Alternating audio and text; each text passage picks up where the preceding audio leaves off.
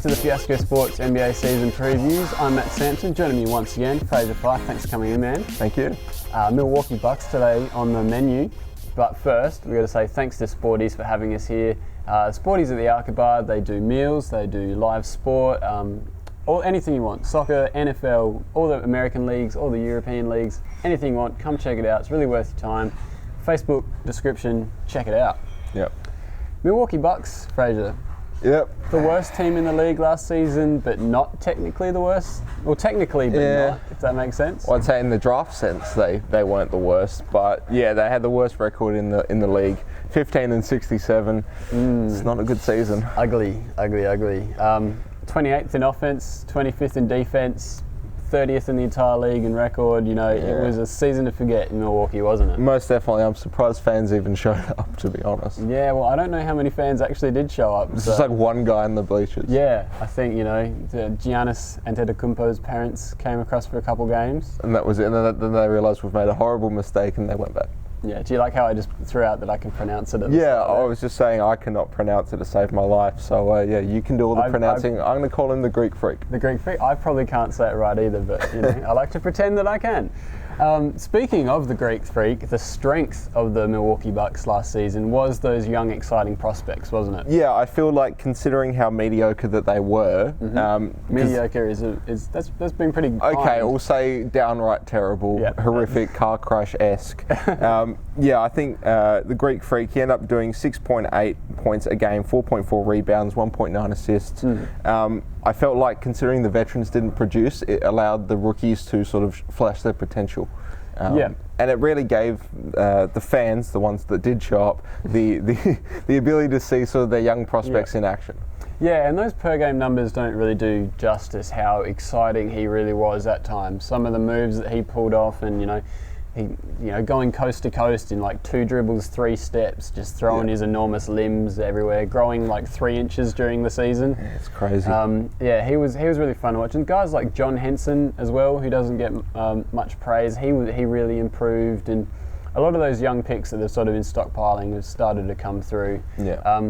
The weakness though that we saw was, you've touched on already, those underperforming free agent signings, weren't they? Guys like OJ Mayo, he did not produce, and you've also got inconsistent individual play among some guys. You got to perform as a team, and unfortunately, when you got guys that just don't produce, on top of the veterans that aren't already producing, it's a bad season, and we saw that this past season anyway. Yeah, well, I actually last season really liked what Milwaukee did. Like, if I was a fan, I wouldn't be so happy with trying to stay in that mediocre. Milwaukee's been renowned for just being like, all right, our championship is to make the 8th seed, and that's every year. Yeah. We'll get that couple extra $1 million coming in from the first round of the playoffs, and then we don't care if we don't win from there. They just stay bottom of the pack at the top of the pack, if that makes sense. Yeah, I know what you mean. And they signed all of these free agents like Zaza Pachulia, OJ Mayo, bringing in names like that to sort of keep them afloat, and I thought it would. I thought, OJ Mayo is the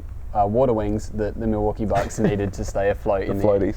Yeah, he's the floaties that they needed in the Eastern Conference, and he turned out to be more of an anchor and just sunk them straight down to dead bottom. It wasn't great.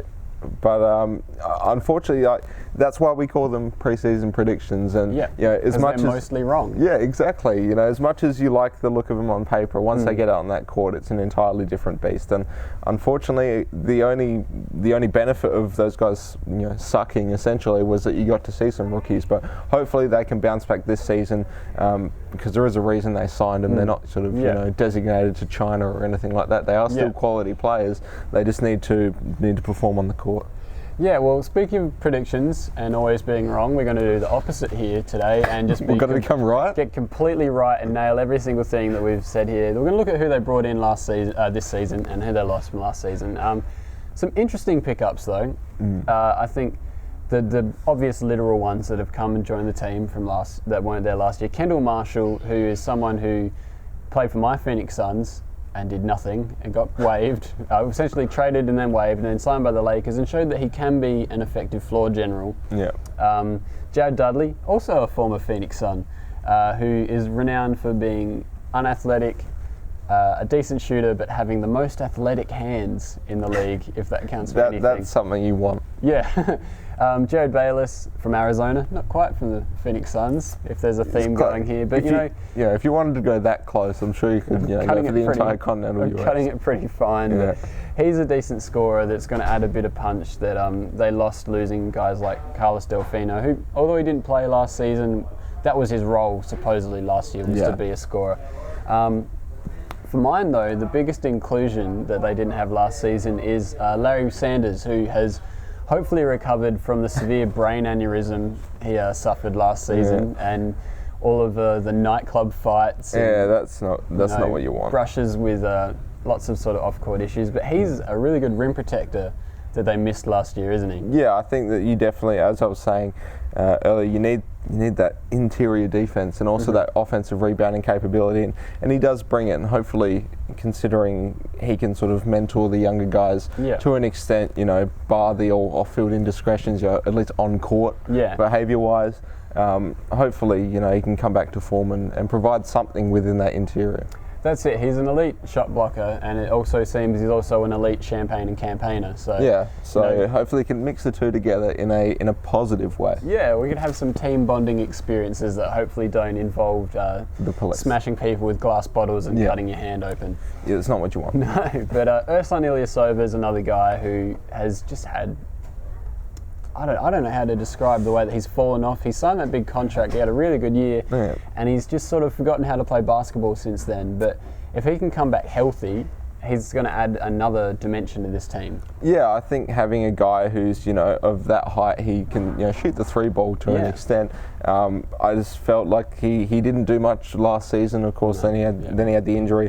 So again, you want guys like that around, especially since you sign him to a big contract, and hopefully, as we've talked about, the veterans were a sore point for last season. Hopefully for this season, they can round back into at least what the shells of what they were to an extent. Yeah, I think Ilyasova is a guy that bounced around every single team in my fantasy league last season, as everyone sort of was thinking, like, this is the week that he finally puts it together, and he never quite did. So if he can do that, maybe he'll stay to one team in the fantasy league. Yeah, well, I think he's got the potential to do it, and we've seen it happen. You hope that it's not a fat flash in the pan, that he turns into this sort of player that we saw last season for the rest of his career, considering his contract. But again, the Bucks want him to succeed, and I'm sure the fans do as well. Yeah, hopefully it's the opposite. Hopefully this sort of sour patch he's going through is the abnormality, and the consistency he showed before that is the reality of what he is. But they've also brought in Jason Kidd,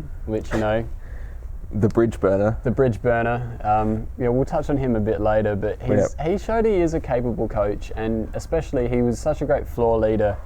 Say what you like about his character, as a leader he is proven, and he has that control he wanted now in Milwaukee. The reason he left the Nets, because they wouldn't give him control over the basketball decisions above the coaching. So it'll be interesting to see how he goes with added responsibility, because he did flounder at the start a little bit. Yeah, people were calling for his head, saying that this was a terrible signing, and then they ended up performing really well in what people expected of the Brooklyn Nets. And he got a bit power hungry and decided to go to a smaller market with more responsibility. Yeah, well, one thing that I think Jason Kidd's going to really thrive with is the number 2 overall pick, Jabari Parker. Everyone knows a lot about this kid. He went to Duke. He was a really great player, can stretch the floor a little bit, he's big-bodied, can go inside, he's sneaky athletic as well, he's sort of got that old Carmelo Anthony body where you think he's a little bit out of shape, but he's really just strong, powerful, can do it down low, and he'll be able to play that stretch four in a small ball lineup, which is what Kidd really thrived with. So yeah, and I feel like with the draft, the Bucks, if you got anywhere within that first 3 selection, you could not lose at this stage. And they picked up a great guy in Jabari Parker. I think that's going to bring in fans for one thing. People are going to want to see him play.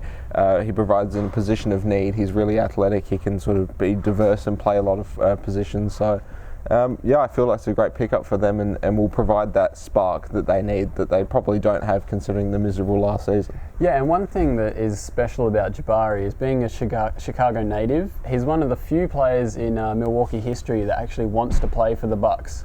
because he's so close to home. So he wants to be there. He's NBA ready, and he's my pick for Rookie of the Year already. He's the most NBA ready of his class, and I think he could be a 20-point scorer from day one. He could be. Yeah, but looking at the rest of the guys going to play the bulk of the minutes, we've touched on OJ Mayo, how he played last season.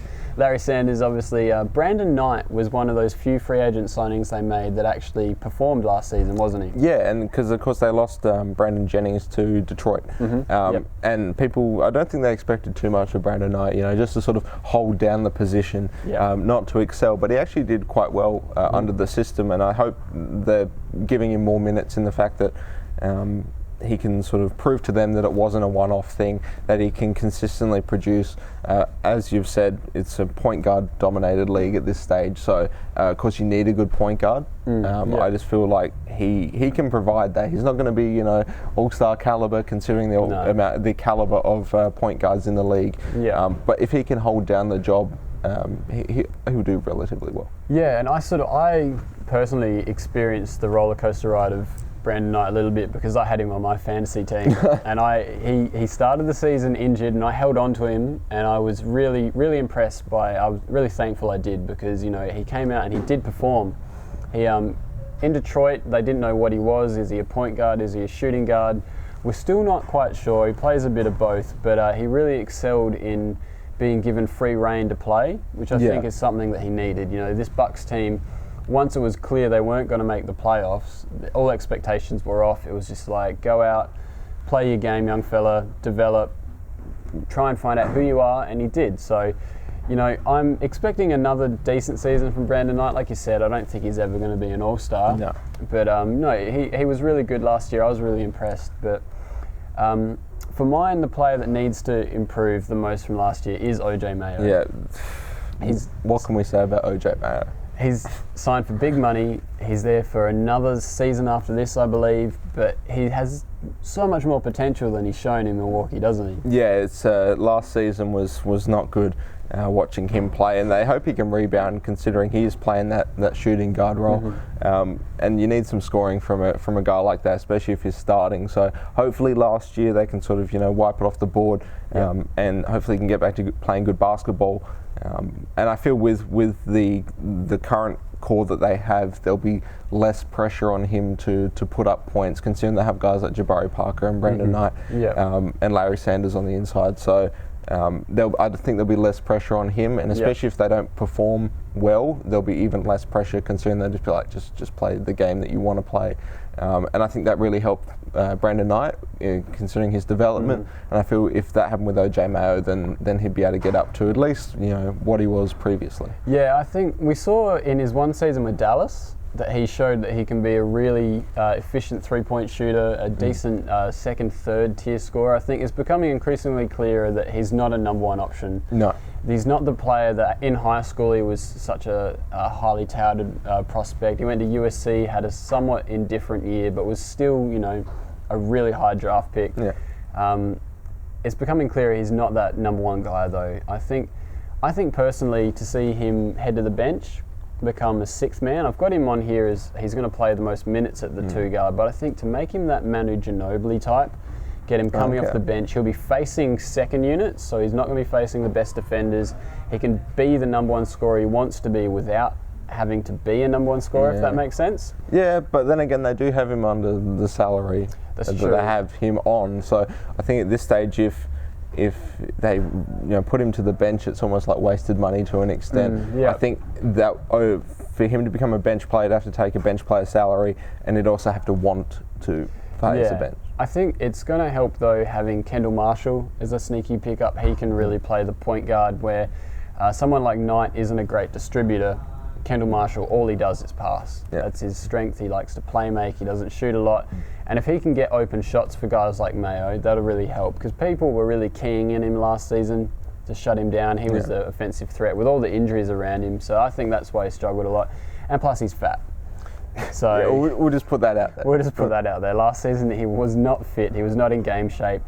If he can get in the gym during the summer, which I'm sure he is, come back slimmer, trimmer, more ready for basketball, pretty much. Like, that's not a knock on the guy. It's just the fact of the matter is, when you're not fit, it's hard to slog through an 82-game season. Yeah, and I feel like he can't really get much worse than he already was as of last season. So anything he does beyond that is an improvement. But I feel like he has to, considering he was at that weight last season, he needs to want to get down, slim down, and play good basketball, or else he's not going to get a contract when his contract runs out. He's going to be that guy who's wishing he could play instead of actually playing. Yeah, well, maybe we can get him on the LeBron James, Carmelo Anthony instant waste away diet. Just going to them losing weight, that is just crazy. Yeah, they slim down incredibly quickly. So whatever they're doing, he should get on the phone. Just shoot him out a text like, Melo, please help me. What are your secrets, Melo? Yeah, but the guy that is obviously the most exciting prospect on this team, aside from Jabari Parker, we've got to give him props. The Greek Freak, as you're going to call him, Giannis, as I will call him. Yeah. But Giannis Antetokounmpo, the Greek Freak. What is there to say about this kid? He's enormous length. What position is he? We saw him playing point guard in summer league. He can play center effectively. Will he ever stop growing? I don't think he will. He's just going to reach the ceiling eventually. But yeah, this kid's crazy. There's a reason they call him the Greek Freak. And as you've said, the stats don't sort of give you the full picture about what he was last season. I think he was one of the lone bright sparks as of last season, and he's only going to get better. And especially with the size that he has, when you've got physical gifts like that, you've got to take advantage of it. And I think it's going to be a good season for him, I think. Yeah, well, he's still really young. He's still learning the game. And, he's only played one game of NBA. And before that, I think you look at his highlights and he's in some gym in the middle of Greece with like 4 people sitting on plastic chairs watching him play, just destroying kids. He's played against men now. He knows what it's like. He's played in the FIBA World Cup over the summer, him big time as well. Which was really interesting. He played really well. And you look at these per 36s we've got on the screen, which really show how much better he was when he was given time, because he didn't play a whole bunch of minutes throughout the entire season. I think the biggest thing that stands out to me though is that field goal percentage. He's really got to lift that, but that comes with time. You come into the league as a young guy, it's hard to create your own shot against more athletic, bigger bodies. So yeah, and I feel with him, he's got the height, and also shooting is something that you can work on. It's not like something like a speed or an agility where it's almost a gift that you have. It's a trainable skill. Yeah, shooting is a trainable skill, and that's something I'm sure he's going to work on this season, and he's going to be dangerous if he does get up to a decent level. Yeah, but we've got to move on to probably the most pressing question, of course, of the podcast or the video. Thanks to the guys at Believe the Hype for sending us out this Believe the Hypothetical. Check out all the info on the screen, follow their social media, listen to the podcast. It's really worth your time. I love it. It's great. Thanks, boys, for jumping on board. I really like this question. But Fraser, true or false, you can see Jason Kidd's ego from space? I'm sure it's up there. I was saying to you earlier, I think if you attached a solar panel to his forehead, the shine would be able to power the gym. I think that considering the ballsy move he made to get out of Brooklyn, I think it's not his ego conceived, but the size of his cojones. Well, see, I don't think it's really cojones. I think it's just deluded. He's egotistical, he's deluded. I think the fact that, he pushed his way over to Milwaukee like a little crybaby because he didn't get his way in Brooklyn. From what we saw last season, spilling Coke on the floor. Sodagate. All these types of things. No, I'm definitely with this. Jason Kidd, I think, has a hugely inflated opinion of himself. Oh, yeah. But I think you'd be able to see his head from space.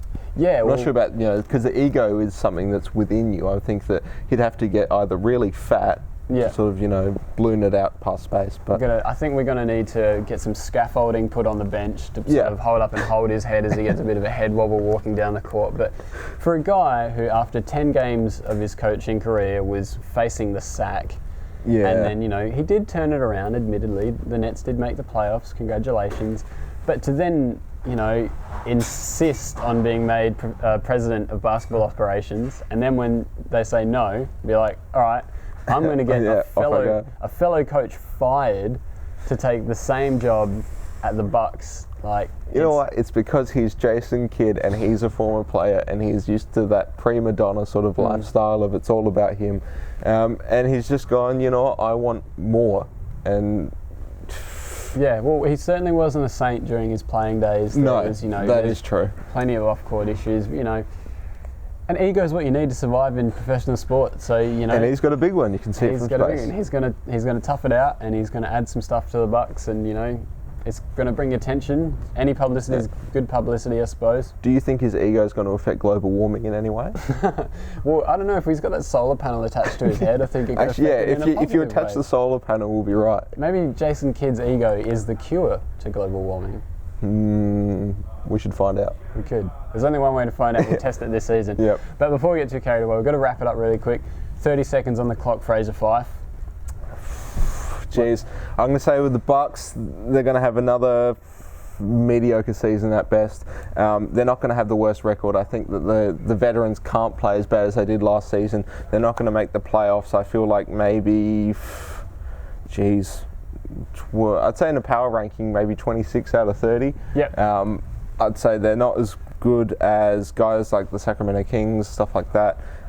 I just feel like they're not gonna challenge, but they do have some lone bright spots. In a couple of years, I think they will contend. My prediction is that the Milwaukee Bucks are going to be the best of the abysmal this season. Okay. They're not going to be dead last. I think these veterans, like you said, veteran players can turn it around. It's not a steep learning curve. You've been in the league. You have to produce. You had an off season. Just hit the grindstone, turn it around. I think they're going to be better than they are last year. Jabari is going to be awesome. Yep. The Greek Freak's going to be awesome. OJ Mayo is a basketball player. I think I've got them slotted for 26th overall. Yeah. They're going to be better than last year. It's still a ways off the playoffs, but they're building towards something. I think, and even if they do bad, they get another high draft pick. So it's not, exactly. Horrible. They'll just keep building towards the future, and they're definitely not contending this season. So yeah, I know it's something we've touched on with some of the teams higher up in the rankings, off camera, that they don't bottom out, which is what you need sometimes to shoot back up the standings. So to make the playoffs again, Milwaukee had to suck, and suck they did. Yes, they've sucked very hard. Yeah. But, moving on, wrapping it up. Thanks for joining us at the Fiasco Sports NBA season previews. I'm Matt Sampson. This has been Grandmaster Fife. Check out Sporties at the Arca Bar. Check out the Believe the Hype podcast. Yep. Great listen. Thanks for joining us.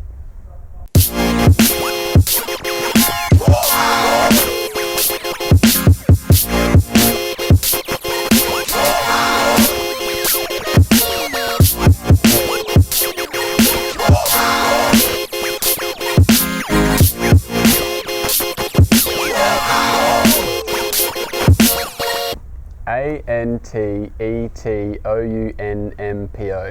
Nope.